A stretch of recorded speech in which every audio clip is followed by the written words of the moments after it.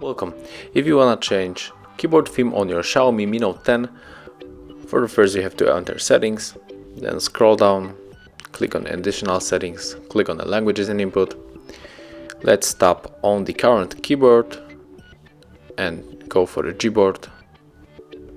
Click on the choose keyboards, settings on the Gboard, click on a theme, and as you can see here we have a couple of themes like colors, landscapes, light gradient, dark gradient, and also we can click on the show more to get just more the colors, all the landscapes, and I would probably go with this one.